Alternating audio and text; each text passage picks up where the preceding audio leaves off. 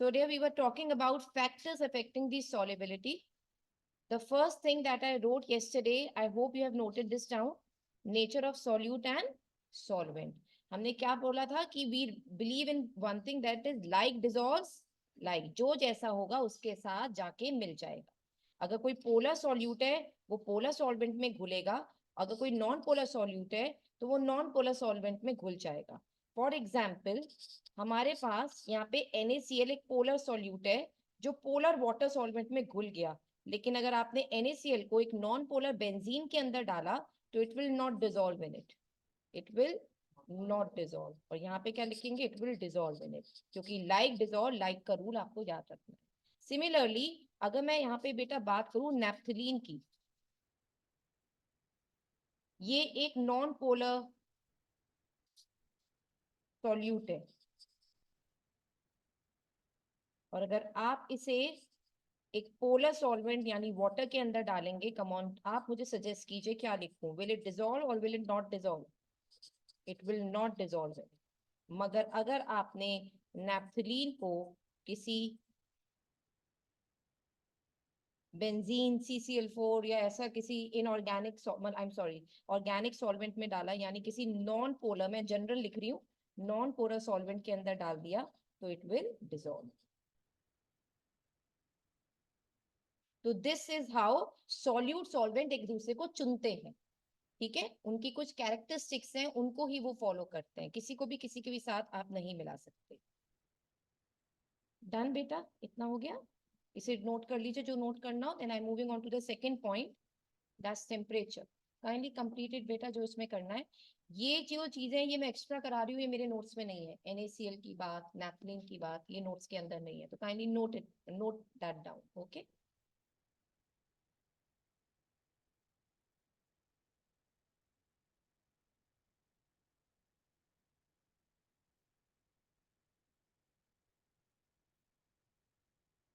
Online students, I hope this is clear बेटा. कोई problem हो तो आप उससे पूछ सकते हैं व्हाट्सएप पर.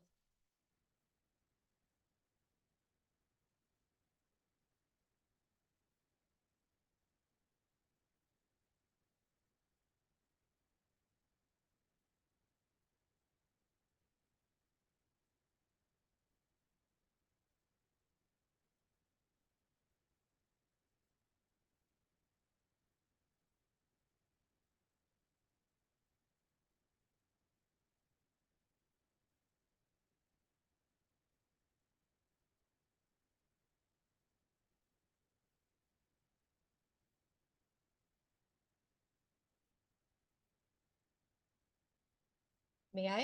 Is everyone done with this part? Okay, now next is temperature. Put down the heading temperature.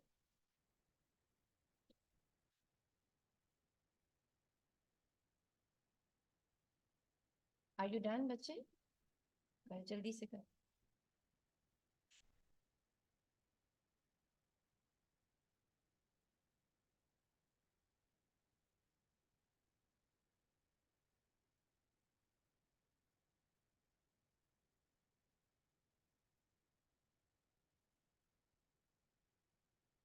ये तो कॉपीड होगा आपका, लास्ट का रह गया होगा, राइट? हो गया. Let's switch on to the next part, temperature. अब बच्चे ये थोड़ा इंपॉर्टेंट है, मतलब अगर क्वेश्चन आता है तो इसके ऊपर ज्यादा. ठीक है, अब जरा टेम्परेचर की बात करते हैं. जैसे फॉर एग्जाम्पल हमने किसी सॉल्यूट को एक सॉल्वेंट के अंदर मिलाकर सॉल्यूशन बनाने का काम किया, और हमें ये पता चला फर्स्ट पार्ट कि इस कॉम्बिनेशन में delta H is positive. Delta H is positive यानी एंडोथर्मिक रिएक्शन है. एंडोथर्मिक रिएक्शन वो होती है जिसमें सॉल्यूट को सॉल्वेंट के अंदर मिलाने के लिए हीट दी जाती है. ठीक है, तो आपने यहाँ पे हीट करी है. जैसे फॉर एग्जांपल आप चाहते हैं चीनी पानी के अंदर ज्यादा घुले, आप उसकी चाशनी बनाना चाहते हैं, तो आपको पता है वो यूं यूं आपके हाथ से मतलब घुमाने पे तो बनेगी नहीं, आपको उसे हीट करना पड़ेगा. Isn't it dear? तभी जाके आपकी चाशनी बनती है. And if you have heard these kind of words, एक तार की चाशनी, दो तार की चाशनी, जितना ज्यादा गाढ़ा होगा उतने ज्यादा अगर आप अपने थंब और फर्स्ट फिंगर के बीच में उस चाशनी की, एक ठंडी चाशनी की एक बूंद रखेंगे and if you will stretch it, तो एक तार बन के आता है। और अगर और ज्यादा गाढ़ी होगी तो दो तार बन के आएंगे, नहीं तो तीन तार बन के आएंगे। ऐसे करके होता है, चाशनी की गाढ़ापन पता चलता है। तो कम ऑन टेल मी, बिना हीटिंग के क्या वो चाशनी बन सकती थी? नहीं। तो यानी ऐसी चीनी को अगर सॉल्वेंट के अंदर डिसॉल्व करना है तो आपकी एंडोथर्मिक प्रोसेस लगा, आपने हीट क्या दिया, गिवन टू द सिस्टम, आपने हीट दी है। तो ऐसी सूरत में हम लोग कहते हैं डेल्टा एच पॉजिटिव है। और अगर आ जाए मान लो एग्जाम्पल कोई पूछ ले कि ऐसा कहाँ होता है, तो ये याद रखना कौन से सॉल्यूट्स में है ये वाली बात। फॉर एग्जाम्पल NaCl, NaNO3 या KCl एटसेट्रा। इनके में क्या है बेटा, अगर ये सॉल्यूट यहाँ पे डाले जाएंगे सॉल्वेंट के साथ, से फॉर वाटर ओनली, तो यहाँ पर आपको हीट देनी पड़ेगी। Is that clear dear? लेकिन ऐसा हमेशा नहीं होता। कुछ ऐसे सॉल्यूट भी हैं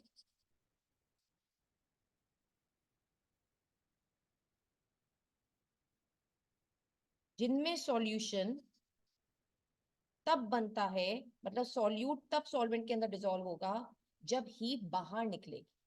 देख बेटा, अगर मैं यहाँ पे कभी माइनस हीट लगाती हूँ ना, इसका मतलब होता है डेल्टा एच नेगेटिव है। डेल्टा एच क्या है तब? नेगेटिव। तो ऐसे सॉल्यूट के एग्जाम्पल्स आपको याद करने होंगे। Na2CO3 मोनोहाइड्रेट अगर आपको याद हो, .H2O, या फिर लिथियम कार्बोनेट भी Li2CO3, तो sodium carbonate .H2O one of the examples. और ऐसी ये है Li2CO3। तो ये वाले जो हैं, ये डेल्टा एच इनमें नेगेटिव का मतलब ये हो गया कि यानी यहाँ पे हीट इवॉल्व होती है, यानी ये एक्सोथर्मिक है। इन सॉल्ट्स को डिसॉल्व होने के लिए हीट बाहर निकलेगी। तो आपसे ये पूछा जाएगा कि ये बताइए कि अगर आपने NaCl या NaNO3 या KCl को डिसॉल्व किया सॉल्वेंट के अंदर, तो लो टेम्परेचर लगाएं या हाई टेम्परेचर लगाएं? तो याद रखना, अगर डेल्टा एच का साइन पॉजिटिव आ रहा है किसी भी इक्वेशन के लिए, तो आपका high temperature will be required, यानी आपको हीट ज्यादा देनी पड़ेगी इन सॉल्ट्स को सॉल्वेंट के अंदर डिसॉल्व करने के लिए, सॉल्यूशन बनाने के लिए।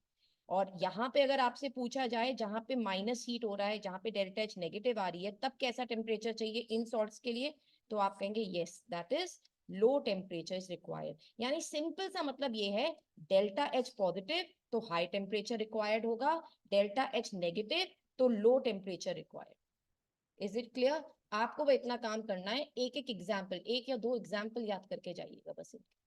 ठीक है, कौन सा सॉल्ट है मैम जिसमें लो टेम्परेचर रिक्वायर्ड है, या कौन सा ऐसा सॉल्ट है जिसमें हाई टेम्परेचर रिक्वायर्ड है, दैट्स इट। Okay dear? बाकी अगर उन्होंने डायरेक्ट पूछ लिया फिर तो आप कर ही लोगे। अब ट्विस्टेड क्वेश्चन कैसे आता है जरा ध्यान से सुनना। ये बताओ, अगर Na2CO3.H2O को, इसको अगर मैं किसी सॉल्वेंट में डालकर सॉल्यूशन बनवाऊं, तो लो टेम्परेचर रिक्वायर्ड है या हाई? लो। व्हाट इफ अगर हम हाई टेम्परेचर तब भी लगा रहे हैं? लो टेम्परेचर रिक्वायर्ड है सॉल्यूशन बनाने के लिए, लेकिन हम उल्टा चल रहे हैं, तो उल्टा ही होगा। हम क्या कर रहे हैं, हम हाई टेम्परेचर लगा रहे हैं। नो कमन सजेस्ट मी, क्या होगा? The salt will not form a solution with that particular solvent. तो ऐसे थोड़े से ट्विस्ट एंड टर्न्स के लिए बस तैयार रहिए। ठीक है, समझ में आ गई बात? तो यहाँ पे लिख लीजिए, इधर ही नोट करके पॉइंट एक लिख लीजिए। In case if high temperature is provided when delta H is negative, then the solubility of the solute in the solvent decrease हो जाएगी, will decrease। ऐसे आएंगे क्वेश्चन बेटा। इंक्रीज कब होगी? जब डेल्टा एच नेगेटिव है और आप लो टेम्परेचर लगाएंगे, लेकिन अगर डेल्टा एच नेगेटिव है और आप हाई टेम्परेचर लगा रहे हैं, तो डेफिनेटली सॉल्युबिलिटी डिक्रीज हो जाएगी। ये सब हमने इकट्ठा कहां से किया? आपने क्लास 11th में एक प्रिंसिपल पढ़ा था, ली चैटलियर प्रिंसिपल, केमिकल इक्विलिब्रियम के अंदर। ये उसी का फंडामेंटल पॉइंट है जो यहाँ यूज होता है। तो this is in accordance to Le Chatelier principal.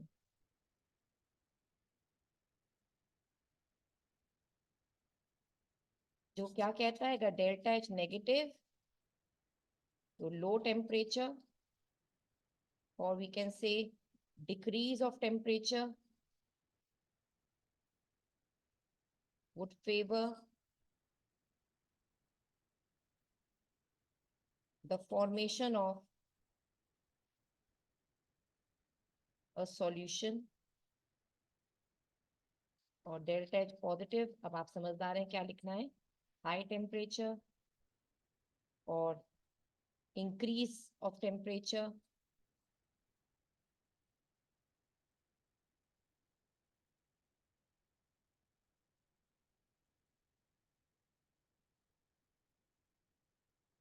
the formation of solution।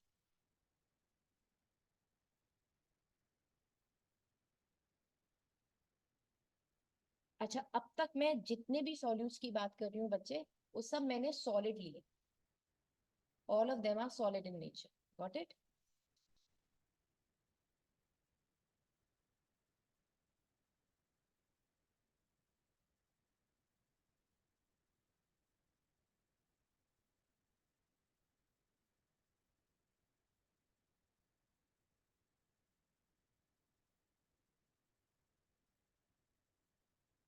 तो हमने पहला फैक्टर पढ़ा कि हर सॉल्यूट और हर सॉल्वेंट एक दूसरे को चुनते हैं, पोलर पोलर के साथ मिलता है और नॉन पोलर नॉन पोलर के साथ। दूसरा फैक्टर हमने पढ़ा टेम्परेचर, अगर डेल्टा एच पॉजिटिव है तो हाई टेम्परेचर लगेगा, अगर डेल्टा एच नेगेटिव है तो लो टेम्परेचर लगेगा। उल्टी कंडीशंस अगर आपने लगवाई तो सॉल्यूशन डिसॉल्व नहीं होगा। Is that, I am sorry, तो सॉल्यूट डिसॉल्व नहीं होगा, सॉल्यूशन नहीं बनेगा। Got it? अब थर्ड फैक्टर लिखिएगा, pressure. May I? Is everyone done? Everyone done? Yes, ma'am. Okay.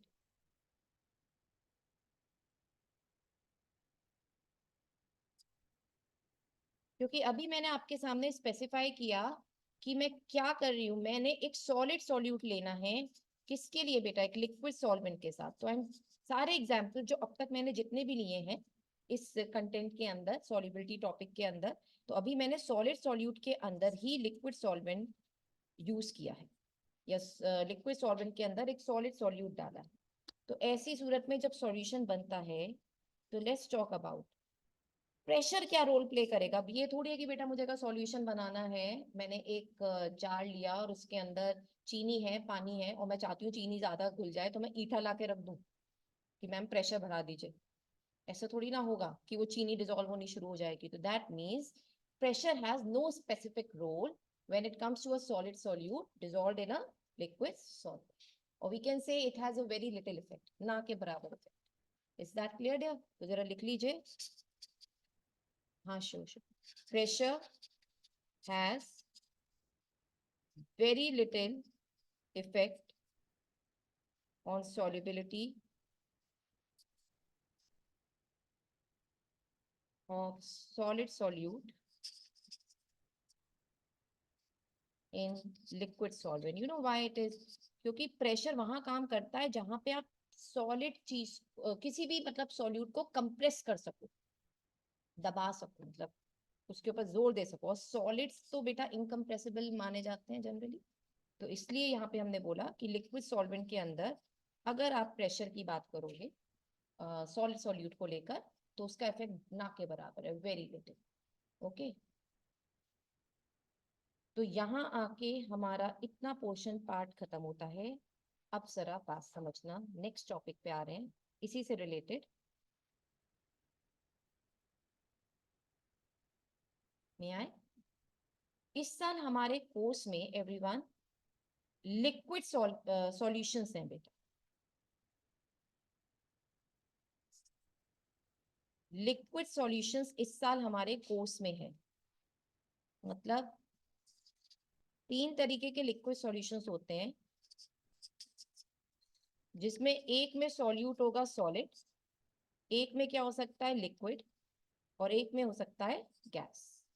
और सॉल्वेंट तीनों के अंदर है लिक्विड ही, तभी हम नाम डालते हैं लिक्विड सॉल्यूशंस। लिक्विड सॉल्यूशंस का मतलब ये होता है कि liquid is the solvent that is present in the three of them. Got it there?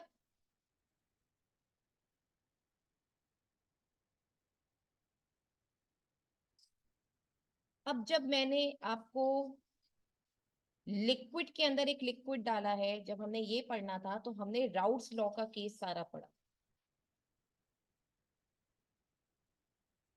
तो राउट्स लॉ यहाँ पे भी एम्प्लॉयड थी, और एक सॉलिड के ऊपर भी हमने राउट्स लॉ का एक एप्लीकेशन पढ़ी थी, इफ यू पीपल रिमेम्बर। तो हमने राउट्स लॉ पढ़ी थी इन दोनों केस के अंदर। ठीक है, याद है आपको कि जब एक नॉन वोलेटाइल सॉल्यूट एक लिक्विड एक वोलेटाइल सॉल्वेंट के अंदर डाला जाता है तो राउट्स लॉ पढ़ी थी, ये वो वाली है। और जब एक वोलेटाइल लिक्विड दूसरे वोलेटाइल सॉल्वेंट लिक्विड के अंदर डाला जाता है तो भी हमने राउट्स लॉ पढ़ी थी। लेकिन जब गैस लिक्विड के अंदर बेटा घुलती है तब हम पढ़ते हैं हेनरीज लॉ।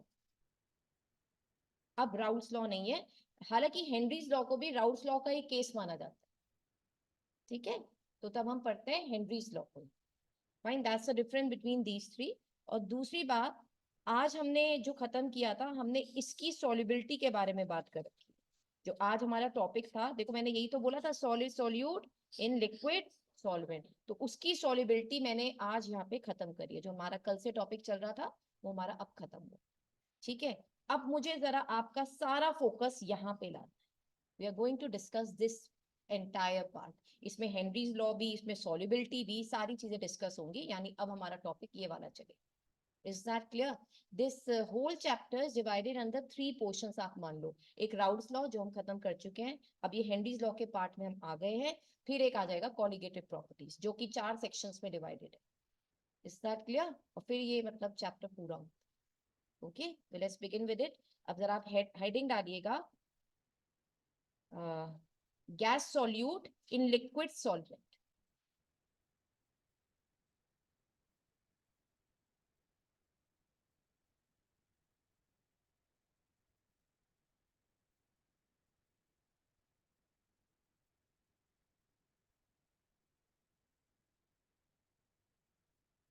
तो दिस इज द टॉपिक जो आपको करना है, solubility of gas solute in liquid solvent. पहले सॉल्युबिलिटी पढ़ेंगे और जैसे ही हम प्रेशर वाले पॉइंट पे आएंगे तो हेनरीज लॉ पढ़ना शुरू कर देंगे। Okay, now listen. पहले हम वही डालेंगे, that is nature of gas solute and solvent.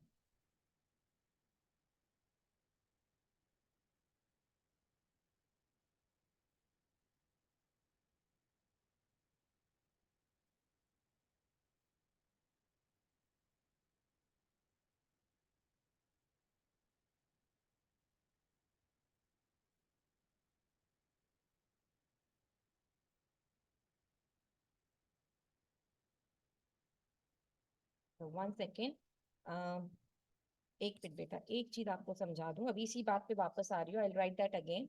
एक मिनट, एक चीज और समझ लो। पहली बात तो ये लिखना कि जब हम गैस सॉल्यूट को लिक्विड सॉल्वेंट के अंदर डिसॉल्व करते हैं तो इसको अगर हम नंबरों में मेजर करें, यानी किसी न्यूमेरिकली मेजर करें, तो इसे मोलैरिटी के टर्म्स में मेजर करते हैं, मोल्स पर लीटर पे मेजर करते हैं। तो यहाँ पे पहला पॉइंट तो ये लिखिए, बिकॉज दिस इज इंपॉर्टेंट जब हम न्यूमेरिकल्स करेंगे। Solubility of a gas solute in liquid solvent is measured in terms of molarity, or we can simply say moles per liter, क्योंकि molarity ही moles per liter होती है।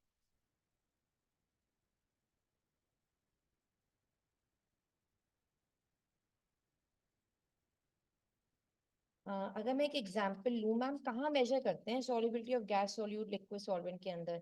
बेटा सारी aquatic life जो है वो इन्हीं दो चीजों के ऊपर तो है। भाई पानी के अंदर एक्वेटिक लाइफ रहती है, और पानी के अंदर कौन सी गैस डिसॉल्व है?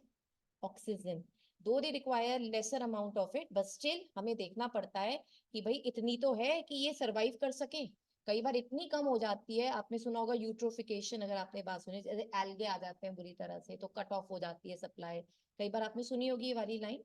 तो काई जैसे जम जाती है, तो ऐसे पानी के अंदर फिर बड़ी प्रॉब्लम हो जाती है एक्वेटिक लाइफ के सर्वाइवल के अंदर, या फिर जो हमारे प्लास्टिक बैग वगैरह जो पॉल्यूट कर देते हैं उसके हिसाब से भी बहुत ज्यादा एक्वेटिक लाइफ के लिए ऑक्सीजन कम पड़ जाता है। अल्टीमेटली उनका सर्वाइवल मुश्किल है।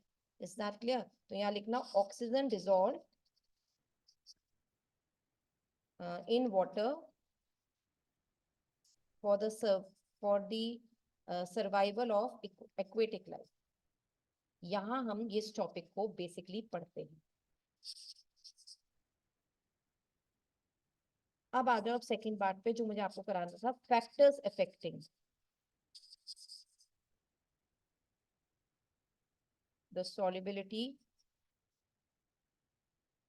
of a gas in a liquid.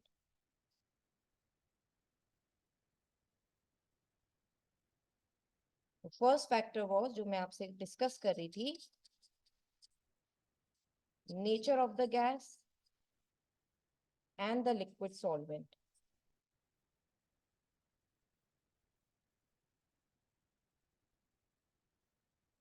देखो बहुत इंटरेस्टिंग चीज है, आपको भी अच्छा थोड़ा अच्छा लगेगा जानकर। फिर आप अगर आपके सामने कोई टकराए तो आप उसे टोक सकते हैं इस बात के लिए। Are you all done? तो चलो मैं स्टार्ट करती हूँ। ये ऊपर का तो सारा कॉपी हो गया आपका? ओके। ऑनलाइन वालों बेटा हो गया होगा कॉपी, मैं आगे बढ़ जाऊं? फाइन। तो अब जरा फैक्टर्स पे आते हैं, जरा देखो। तो मेरे पास यहाँ पे दो लिक्विड सॉल्वेंट हैं। एक तरफ हम लेते हैं अपना सिंपल एज यूजुअल वाटर, और एक तरफ चलो ले लेते हैं इथाइल अल्कोहल।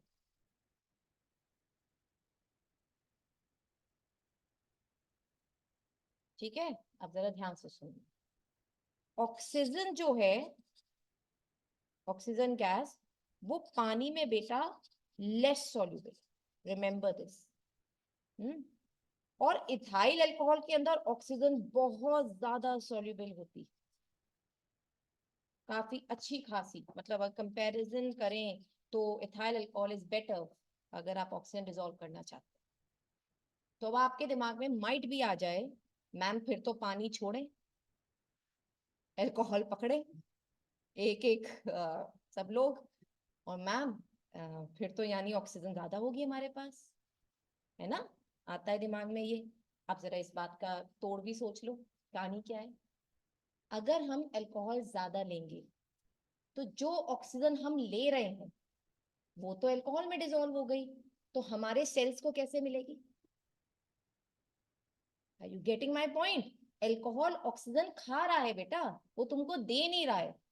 इसलिए मना करते हैं कि अल्कोहल नहीं पीनी चाहिए। इज दैट क्लियर यार? तो कभी आप उल्टा सोचें और आज घर में जाकर गलत चीज फैला दें। ठीक है, तो इसलिए मैंने बात क्लियर कर दी, पानी ही सेफ साइड। फाइंड यार। तो वाटर इज बेस्ट सूटेड, लेकिन हाँ ऑक्सीजन क्योंकि उसके अंदर लेस सॉल्युबल है तो हमारी सेल्स को फिर मिलती है। ठीक है, और अगर इथाइल अल्कोहल है तो उसमें उल्टा जाता है। तो यानी ये गैस है अपने आप में सेम, ऑक्सीजन गैस ही थी, मगर सॉल्वेंट चेंज होने पर इसकी सॉल्युबिलिटी अफेक्ट होती है। तो हर सॉल्वेंट में एक ही नाम की गैस सेम पार्ट पे सॉल्युबल नहीं हो। दैट डिपेंड्स अपॉन सॉल्वेंट तुमने कौन सा चुना है या गैस तुमने कौन सी चुनी। इज इट क्लियर यार? ऐसे ही एक और सुन लो, फिर से एक बार वाटर ले लो और इधर इथाइल अल्कोहल ले लो। अमोनिया गैस का नाम तो आप जानते ही हैं। अमोनिया बेटा more soluble in water, and ammonia is, बताओ मैं क्या लिखूंगी, less soluble in ethyl alcohol. Again the same gas, again the choices of solvents are different, and again the solubility is different. It all depends upon nature of the gas and nature of the liquid that you have selected. Got it, dear?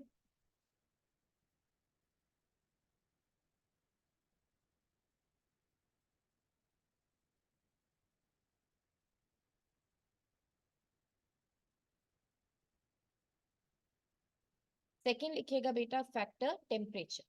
इसको करने के बाद second factor लिखना temperature. पहले आप कर लीजिए copy, फिर कर लीजिए।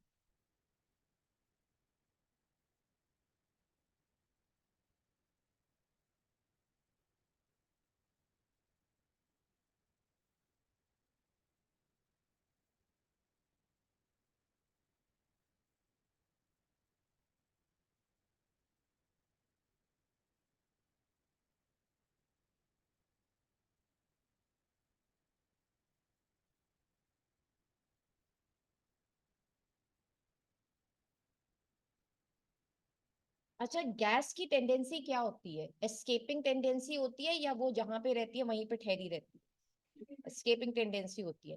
तो अगर तुम लोग टेम्परेचर बढ़ाओगे तो गैस डिसॉल्व हो जाएगी लिक्विड के अंदर या और भाग जाएगी? भाग जाएगी, इट विल एस्केप आउट। तो यानी टेम्परेचर अगर हाई होगा तो solubility of the gas will decrease in the particular solvent. ये बेटा आप ऐसे मान लीजिए 100 में से 90% यही बात लागू होती है, बट 10% ऐसे केसेस भी हैं जिसमें इसके अपोजिट एक्शन जाता है। तो अब हम उसी को डिस्कस करेंगे। Okay, now put down the heading B part, that is temperature.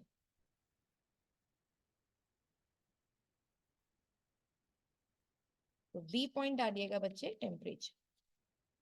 तो पहले जो तुम्हें पता है, जो अभी अभी हमने डिस्कस किया, एक बार वो नोट कर ले, फिर अपने मेन पॉइंट्स पे आ जाएंगे। लिखिए गैस सॉल्यूट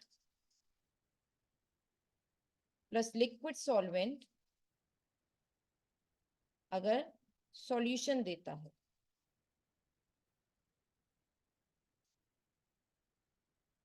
टेम्परेचर हाई अगर होगा तो solubility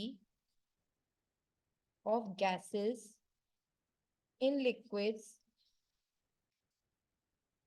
will decrease with the rise in temperature.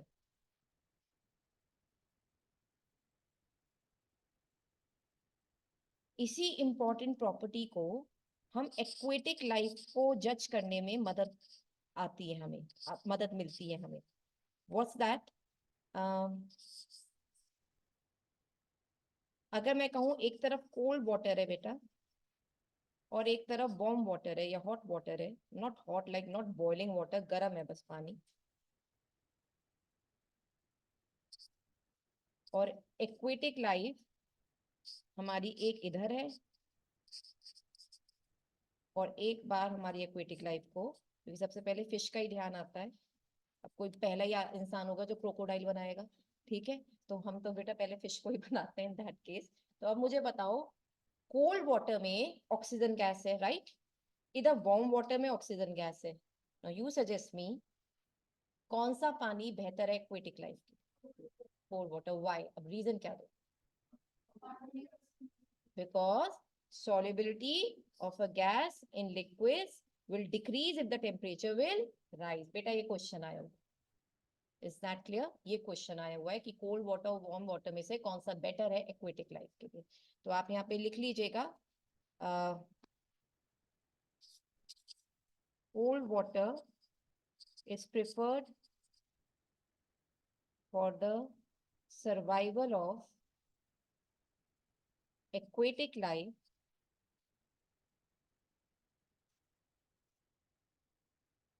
because oxygen content dissolved in water will not get reduced if temperature is low, which happens in cold water. अब ऐसा नहीं है बेटा कि दुनिया की सारी गैसेस इस रूल को फॉलो करती, कि अगर आपको हर गैस को करना है डिसॉल्व लिक्विड के अंदर तो सबकी सब में टेम्परेचर लो रखना पड़ेगा, नहीं। कुछ एक्सेप्शनल गैसेस भी हैं जो हाई टेम्परेचर पे जाके डिसॉल्व, ठीक है? Let's talk about it. तो आप नोट करके पॉइंट लिख लीजिएगा बेटा उसके लिए। Hydrogen and inert gases my dear, remember बच्चे ये वाली बात, remember about this. solubility increases, we can say slightly, but ऐसा नहीं कि drastically बहुत ज्यादा soluble हो गई, slightly with the increase in temperature.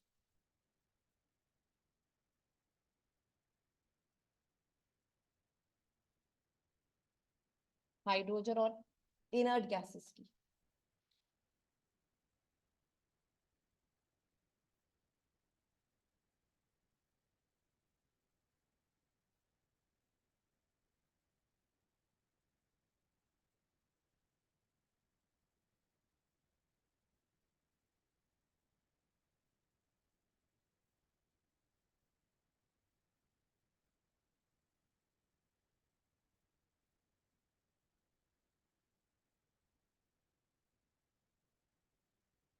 Done बच्चे, कोई problem? Online student any problem बच्चे?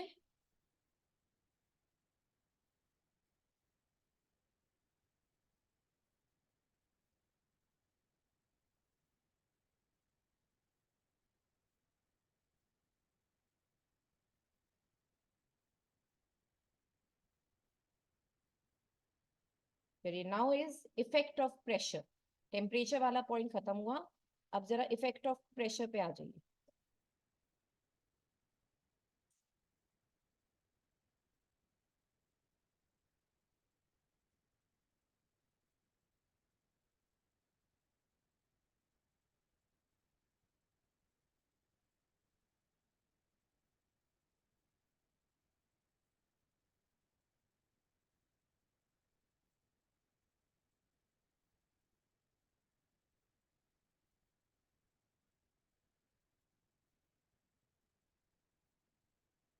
Third is now pressure effect, या इफेक्ट ऑफ प्रेशर डाल लीजिए या प्रेशर लिख लीजिए, वॉट एवर.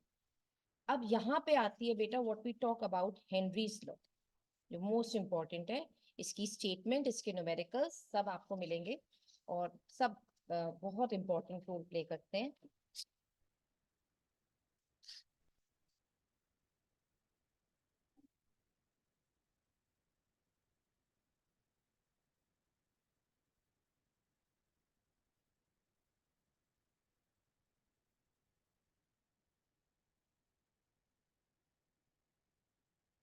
तो सबसे पहली बात बेटा, गैसेस के साथ सबसे बड़ी प्रॉब्लम क्या है? उसकी एस्केपिंग टेंडेंसी.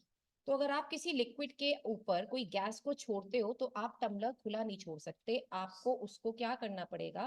कवर करना ही पड़ेगा, अदरवाइज गैस वुड एस्केप. अब आप चाहते हैं कि ये गैस क्या हो, डिसॉल्व हो जाए लिक्विड के अंदर, तो आपको अप्लाई करने पड़ेंगे व्हाट? प्रेशर. ठीक है, आपको क्या अप्लाई करना पड़ेगा? Pressure.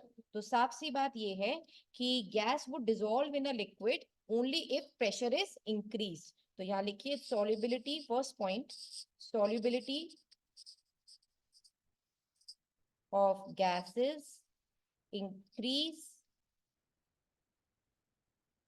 with the increase of pressure.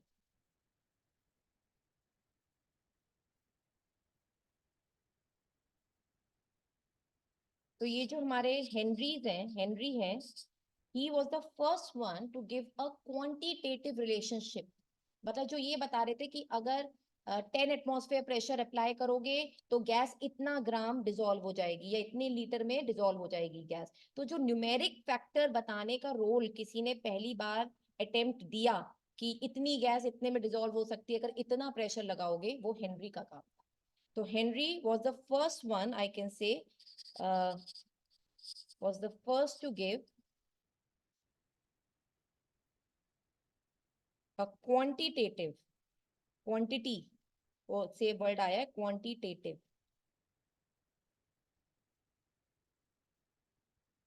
relation between pressure and solubility of a gas in a solvent.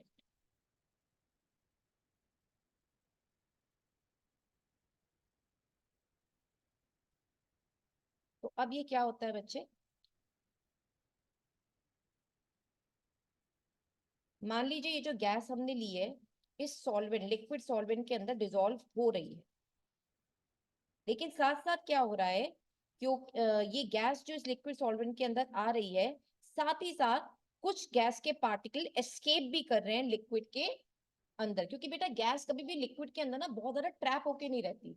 Cold drink bottles में अगर आपने ध्यान देखा हो तो हम ढक्कन लगाते हैं, उस ढक्कन को अगर आप हटा दोगे तो आपके घर पे भी ये बात कही जाती है कि अरे यार वो कैप मत हटाओ, ये पूरी को फ्लैट हो जाएगी, यानी सारी गैस क्या हो जाएगी, उड़ जाएगी।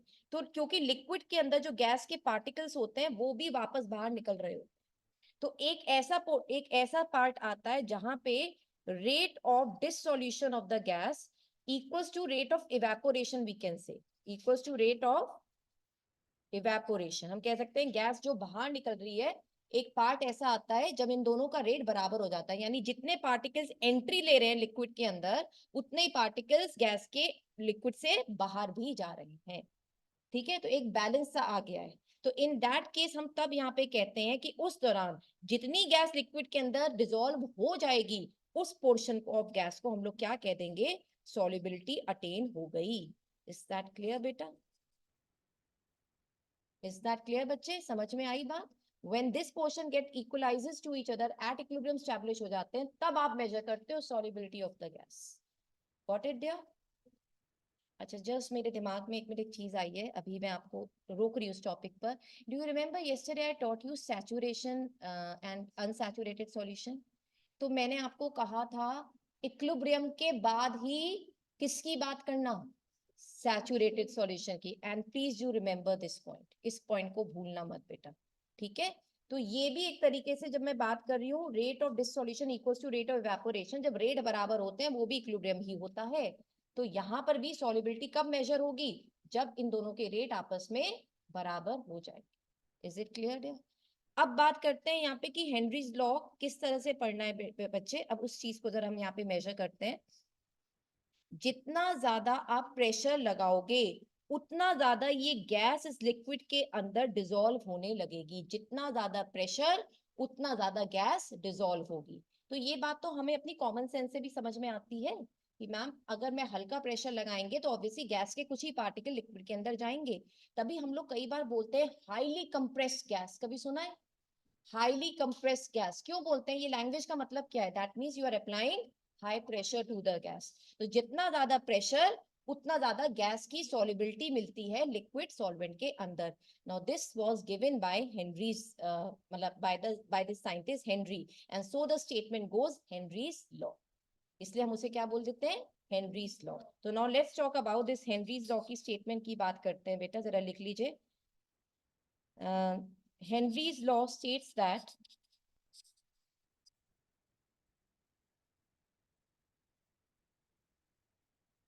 at a constant temperature,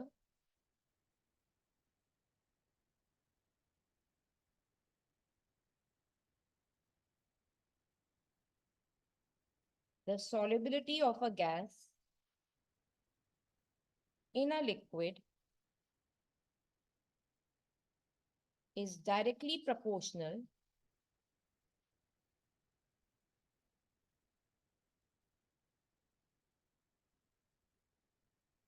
to the pressure of the gas.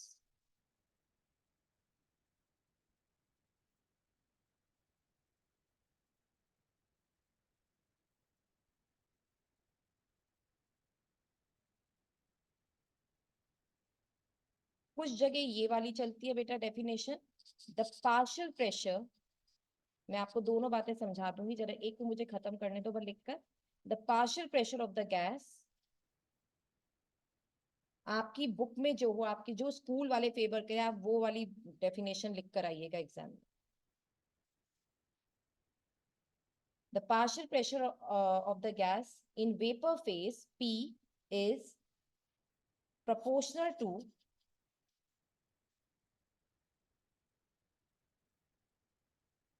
the mole fraction of the gas in the solution.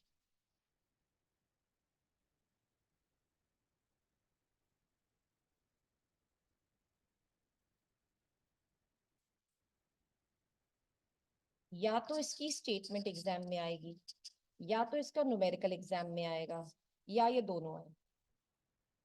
ठीक है, इतनी इंपॉर्टेंट है हेनरीज लॉ। अभी तक मैंने आपको राउल्ट्स लॉ की डेफिनेशन के बारे में कहा है, याद करने वाली बात पर, और एक मैं आपको हेनरीज लॉ की डेफिनेशन के लिए आती है बेटा। ठीक है, पेट क्वेश्चंस हैं। तो अब जरा इनकी बात करते हैं। What is the law saying? पता तुम्हें ऑलरेडी है कि मैम आपका मतलब ये कहने का है कि अगर टेम्परेचर बार बार चेंज नहीं हो रहा, एक गैस को एक ही टेम्परेचर पे आपने रख रखा है लिक्विड के ऊपर, और आप जितना ज्यादा प्रेशर उस गैस के ऊपर लगा दोगे उतना गैस सॉल्युबल हो जाएगी। तो प्रेशर को इन्होंने वेपर प्रेशर कह दिया। वेपर फेज में ऑब्वियसली आप जब प्रेशर लगाते हो तो वेपर फेज पे ही लगाते हो। और solubility of the gas liquid के अंदर कितनी है, इसे आप मोल फ्रैक्शन में मेजर कर, मतलब मोल फ्रैक्शन के टर्म्स में आप निकाल रहे हो कि अच्छा भाई इतना पोर्शन प्रेजेंट है गैस का। तो हम इसको ऐसे निकाल लिखते हैं बेटा, pressure of the gas is directly proportional to the mole fraction of the gas in liquid solvent. Pressure के जितना ज्यादा प्रेशर उतना ज्यादा गैस मिलेगी लिक्विड सॉल्वेंट के अंदर। गैस मिलेगी लिक्विड सॉल्वेंट के अंदर किस रूप में? हम मोल फ्रैक्शन के रूप में बताएंगे कि इसमें 0.2 डिसॉल्व है, इसमें 0.5 डिसॉल्व है। इस तरह से हमें पता चल जाएगा। नाउ आप लोग फिजिक्स में कई बार पढ़ चुके हैं, वही चीज हमारी केमिस्ट्री में भी यहाँ अप्लाई हो रही है। जब भी प्रोपोर्शनैलिटी साइन आता है हम इसे किसकी मदद से रिमूव करते हैं? With the help of a constant. तो बेटा यहाँ पे भी एक कांस्टेंट इंट्रोड्यूस हो रहा है KH, और यहाँ आ गया मोल fraction of the gas in liquid solvent. KH stands for, बिल्कुल सही कह रहे हो, हेनरीज लॉ कांस्टेंट। अब मुझे ये आपको बताना है, ये मैम पार्शियल प्रेशर क्यों कहा है? What do you mean? हमने सिंपल प्रेशर क्यों नहीं बोला? Why are we talking about this heavy word like partial? Partial का यहाँ पे क्या रोल है? कई बार बेटा क्या होता है, जैसे एक हमारे पास लिक्विड तो एक ही है, मगर गैसेस हो सकती है, CO2 भी हो, ऑक्सीजन भी हो, और कोई थर्ड नाम की गैस भी हो, से फॉर C नाम की कोई गैस है। आपने इन तीनों को ही एक मिक्सचर में यहाँ पे करके इन सब के ऊपर प्रेशर लगवा दिया, और फिर आप सोच रहे हो लिक्विड के अंदर तीनों की तीनों शामिल है, और ऑब्वियसली थोड़ा थोड़ा तो सबका ही आएगा। तो किसका कितना हिस्सा लिक्विड के अंदर बैठा हुआ है, किस गैस का कितना हिस्सा लिक्विड सॉल्वेंट के अंदर चला गया। तो जब हम मिक्सचर ऑफ गैसेस में किसी इंडिविजुअल गैस का पोर्शन लिक्विड के अंदर निकालते हैं तो वर्ड यूज करते हैं पार्शियल प्रेशर, यानी कितना प्रेशर कितने गैस को मिला है तब वो जाके उस लिक्विड के अंदर डिसॉल्व हुई। तो वो हिस्सा कितना है प्रेशर का जो कि एक गैस ने लिया है in order to dissolve in that liquid solvent. That's why we use this term of partial pressure. Now you have to see to it, आपकी मैम ने ये वाली डेफिनेशन लिखवाई है तो इसे फॉलो कर लेना, ऊपर वाली लिखवाई है तो कर लेना। Got it dear? और अपनी बुक की लैंग्वेज करना, नहीं तो वो कई बार और लैंग्वेजेस को मना कर देते हैं यूज करने के लिए। इज इट क्लियर है? तो ये हुआ हमारा हेनरीज लॉ का बेटा एक छोटा सा पोर्शन, अब इसका वाइड रूप आ रहा है। ठीक है, अब जरा यहाँ पे देखो, हेडिंग डालिएगा हेनरीज लॉ कांस्टेंट के बारे में, जिसे अब हम कल से स्टार्ट करेंगे बिकॉज अब टाइम इतना नहीं बचा। अब मुझे इसके बारे में आपको डिटेल पढ़ानी है जिसके ऊपर क्वेश्चंस आते हैं, और फिर कल ही हम इसके न्यूमेरिकल्स पर। Is it clear dear? आज का सारा पोर्शन क्लियर है आप सबको? कोई प्रॉब्लम किसी को? तो आज के लिए इतना रखते हैं बेटा। Rest of all will follow tomorrow. Goodbye for now.